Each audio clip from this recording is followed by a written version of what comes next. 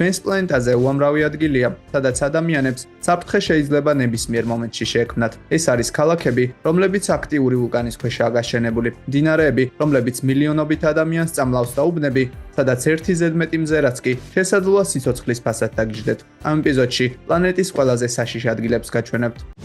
ეს ისტა პლაზაა.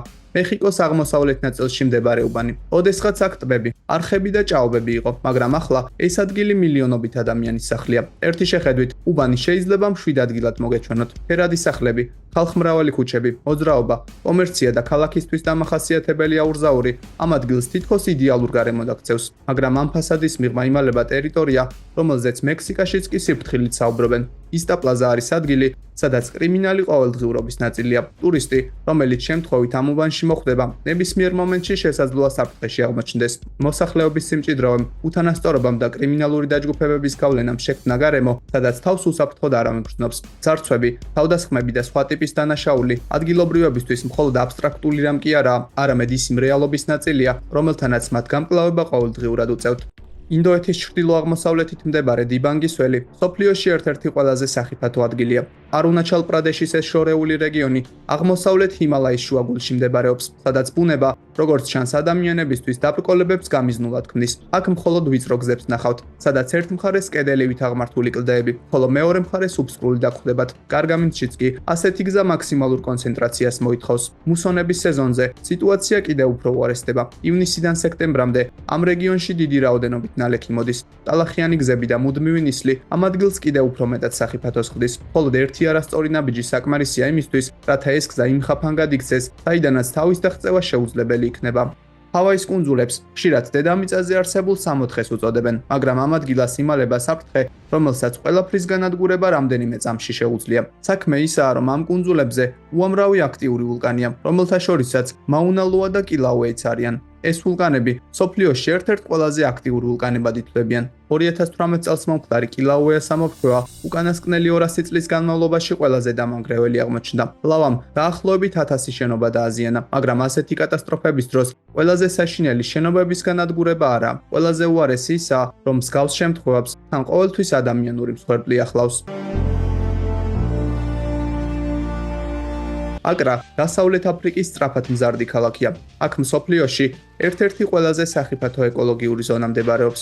აგბოგბლოშის კომერციული უბანი ელექტრონული და საავტომობილო ნარჩენების ერთ-ერთი უდიდესი შეგროვებისა და გადამუშავების ცენტრია. ძველი ტექნიკა, საყოფაცხოვრებო ელექტრონიკა და უამრავი ნარჩენი, რომლებიც ოდესღაც სასარგებლო ნივთებად ითვლებოდა, საბოლოოდ ამ ადგილას ხვდება. ყველაზე ცუდი კი ისაა, რომ აქ მომუშავე ადამიანები ნარჩენებს ხელით ახარისხებენ და შემდეგ მათ ცეცხლს უკიდებენ, რადგანაც გაფუჭებული ტექნიკიდან მათ სპილენძისა და სხვა ლითონების მოპოვება შეძლონ. პლასტმასის დნობის შედეგად ჰაერში უამრავი ტოქსიკური ნივთიერება ხდება, რომელიც მილიონობით ადამიანის ჯანმრთელობას საფრთხეს ყოველდღიურად უქმნის. ტოქსინების, მათ შორის ტყვის, ვერცხლის წყლისა და სხვა ნივთიერებების მაღალი კონცენტრაცია მოსახლეობაში მძიმე დაავადებებს იწვევს. აქ მცხოვრები და მომუშავე ადამიანებისთვის ყოველი ჩასუნთქვა ფაქტობრივად მომაკვდინებელია.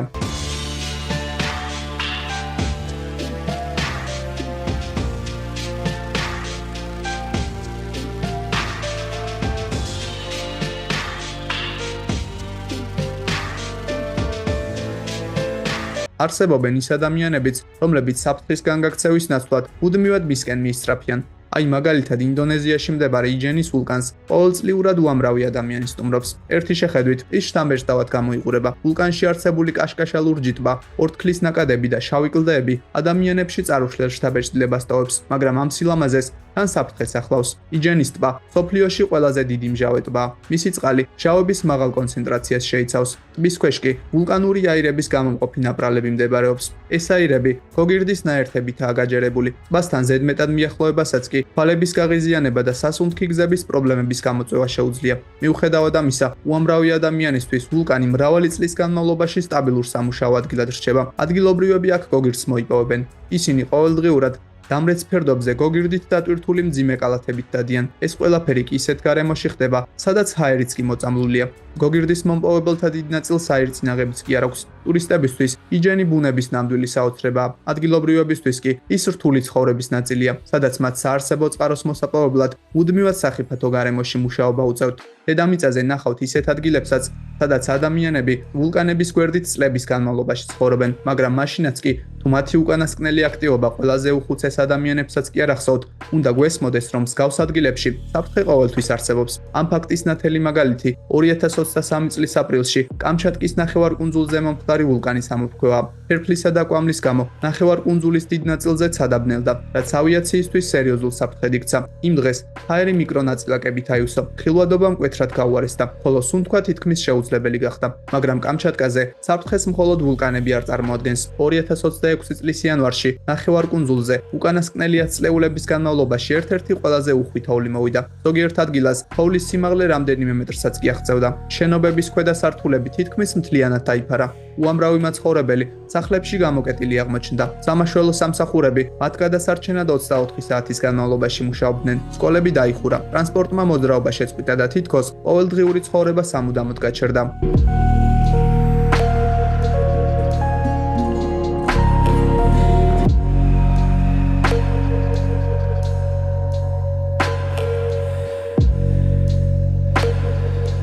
სამწუხაროა, მაგრამ პლანეტას ყველაზე დიდ საფრთხეს თავად ადამიანები უქმნიან.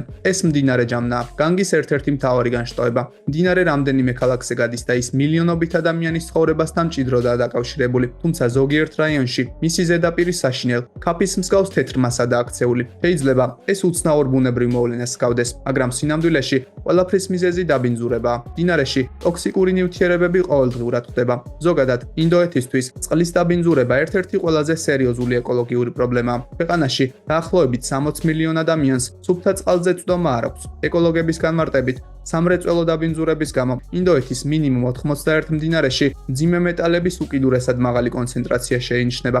განსაკუთრებით საგანგაშო სიტუაციაა დელის რაიონში, სადაც მდინარეში არსებული მძიმე მეტალების კონცენტრაცია დასაშვებ ნორმას 10-ში არ აღემატება. ყველაზე ცუდი კი ისაა, რომ ჯამნა წმინდა მდინარედ ითვლება, ამიტომაც ადამიანები სხვადასხვა რელიგიური რიტუალების შესრულებისას მასში ხშირად ბანაობენ.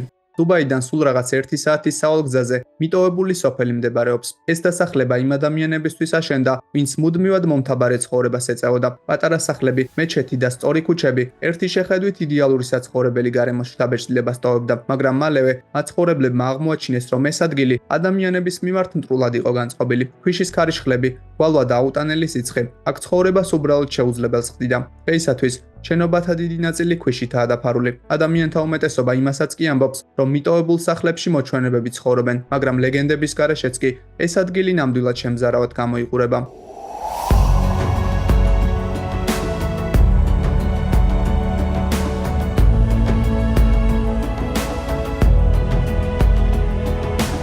უკანასკნელ წლებში ინდონეზიისთვის საყოფაცხოვრებო ნარჩენებით დაბინძურება სერიოზულ პრობლემად იქცა. ზოგიერთ რაიონში მდინარეების ზედაპირი პლასტმასის ნივთებით მთლიანადაა დაფარული. აქტივისტები ხელისუფლებას ერთჯერადი პლასტმასის გამოყენების აკრძალვისკენ მუდმივად მოუწოდებენ, მაგრამ პრობლემა კვლავ გადაუჭრელი რჩება. ეს არის ნათელი მაგალითი იმისა, როგორ აქცევს ადამიანის საქმიანობა სასიცოცხლოდ მნიშვნელოვან მდინარეს სახიფათო ადგილად და რამდენად რთულია ადამიანების მიერ განადგურებული ბუნების აღდგენა.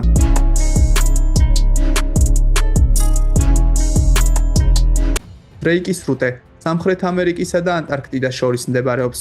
ის ატლანტისა და წყნარ ოკეანეებს ერთმანეთთან აკავშირებს. ოკეანის ძლიერი დინებების გამო ეს ადგილი მეზღვაურებისთვის საკმაოდ სახიფათოა. ქარიშხლების დროს ტალღებმა შეიძლება მრავალსართულიანი შენობების სიმაღლესაც კი მიაღწიოს. ამ ტალღებს ყველაზე დიდი გემების გადაბრუნებაც კი მარტივად შეუძლიათ. მეზღვაურებისთვის ეს ტერიტორია ყოველთვის ნამდვილი გამოწვევაა. თანამედროვე გემებიც კი დრეიკის სრუტეში მაქსიმალური სიფრთხილით მოძრაობენ. გარდა ამისა, ანტარქტიდის მყინვარებიდან წამოსული უზარმაზარი აისბერგები ამ წყლებში ხშირად ხვდებიან, რაც საფრთხეს კიდევ უფრო მეტად ზრდის. ქარიშხლების, ყინულიანი წყლისა და აისბერგების კომბინაცია ოკეანის ამ მონაკვეთს პლანეტის ერთ-ერთ ყველაზე სახიფათო ადგილად აქცევს.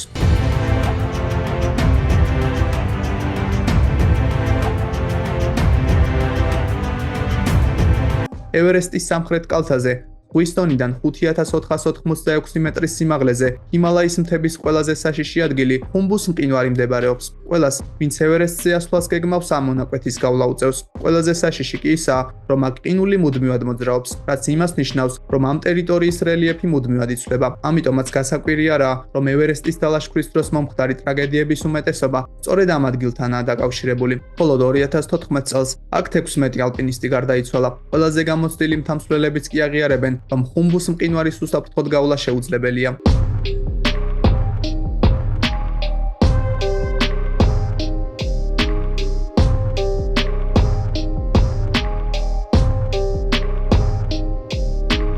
ზოგიერთ ადგილს საშიშად ადამიანების ზედმეტი ცნობის მოყარეობა და მძაფრი შეგრძნებების გამოცდის ძლიერი სურვილი აქცევს. ჰავაის ერთ-ერთ კუნძულზე მდებარე ჰაიკუს კიბე დიდი ხანია რაც ასეთ ადგილად ითვლება. ის მეორე მსოფლიო ომის დროს ამერიკელმა სამხედროებმა ააგეს. 4000 ლითონის საფეხურისგან შემდგარი კიბე 640 მეტრის სიმაღლეზე მდებარე რადიოსადგურს უკავშირდებოდა. დროთა განმავლობაში მისი სამხედრო მიზნებისთვის გამოყენება შეწყდა.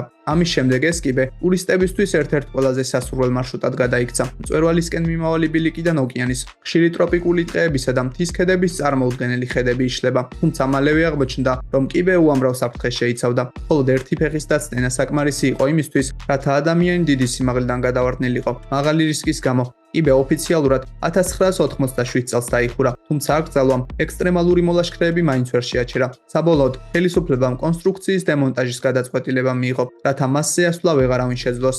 იაპონიის კუნძული მიაკეძიმა არის ადგილი, რომელიც პოსტაპოკალიფსური ფილმის დეკორაციას უფრო ჰგავს, ვიდრე რეალურ დასახლებას. კუნძულის ცენტრში აქტიური ვულკანი სახელად ოიამა მდებარეობს. 2000 წელს მისი ამოფრქვევა იმდენად საშიში იყო, რომ კუნძულის მთლიანი მოსახლეობის ევაკუაცია გახდა საჭირო. 3000-ზე მეტმა ადამიანმა საკუთარი სახლები ისე დატოვა, რომ მათ აუცილებელი ნივთების წაღებაც კი ვერ მოასწრეს. სწრაფი ევაკუაციის მიზეზი გოგირდის დიოქსიდის ძლიერი გამოყოფა გახდა. როდესაც ხალხი კუნძულზე დაბრუნდა, მათი ცხოვრება სამუდამოდ შეიცვალა. აირწინაღები მათი ყოველდღიურობის ნაწილად იქცა. დღეისათვის კუნძულზე უამრავი მოწყობილობაა დამონტაჟებული, რომლებიც ჰაერში არსებული მომწამლავი აირების დონეს მუდმივად აკონტროლებენ. კუნძულის ზოგიერთი ნაწილი მოსახლეობისთვის კვლავ დახურულია. ეს კუნძული და მისი მოსახლეობა ნათელი მაგალითია იმისა, რომ ადამიანებს გადარჩენა ყველაზე ექსტრემალურ პირობებშიც კი შეუძლიათ.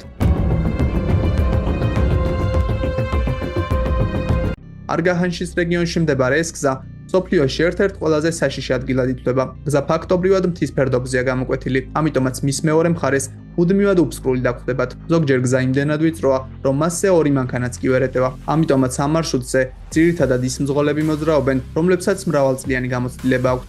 მგზავრები ხშირად ავტობუსების ან სატვირთო მანქანების სახურავებზე სხდებიან, რადგანაც ტრანსპორტში საკმარისი ადგილები არასდროსაა. მაგრამ როგორც ნებისმიერი მსგავსი გზის შემთხვევაში ხდება ხოლმე, ეს მარშრუტი ადამიანებისთვის სასიცოცხლოდ მნიშვნელოვანია. ის გამოიყენება საკვების, საწვავისა და სამშენებლო მასალების გადასატანად. ათობით სოფლის მაცხოვრებლისთვის ეს გზა გარესამყაროსთან კომუნიკაციის ერთადერთ საშუალებად რჩება.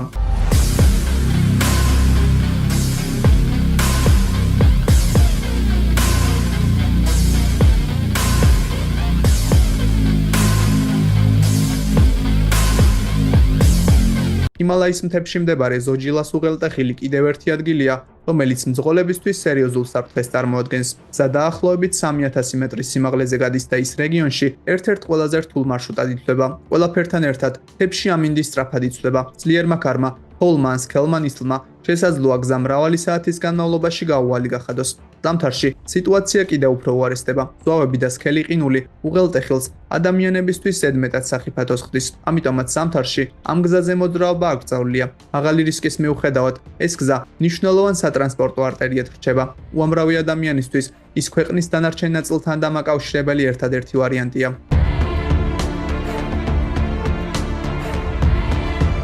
ვენეციის სიახლოვეს მდებარე კუნძული პაველია ცნობილი ქალაქის ატმოსფეროსგან სრულიად განსხვავებულია. შუა საუკუნეებში გავრცელებული ჭირის ეპიდემიის დროს კუნძული საკარანტინო ზონად გამოიყენებოდა. ავადმყოფების აქ გაგზავნის მთავარი მიზეზი ჯანმრთელი მოსახლეობისგან მათი იზოლაცია იყო. კუნძულზე ჩასული ადამიანები უკან აღარასდროს ბრუნდებოდნენ. რამდენიმე საუკუნის შემდეგ ამისედაც ცუდი რეპუტაციის მქონე კუნძულზე ფსიქიატრიული კლინიკა გაიხსნა. უამრავი ადამიანი დარწმუნებული იყო, რომ კლინიკაში ექიმები პაციენტებზე საშინელ ცდებს ატარებდნენ. დღეისათვის ეს ადგილი მიტოვებულია. კუნძულზე გადასვლა კი ოფიციალურად ყველასთვის აკრძალულია, რადგანაც დაშლის პირას მყოფი შენობები ადამიანებისთვის მუდმივ საფრთხეს წარმოადგენს.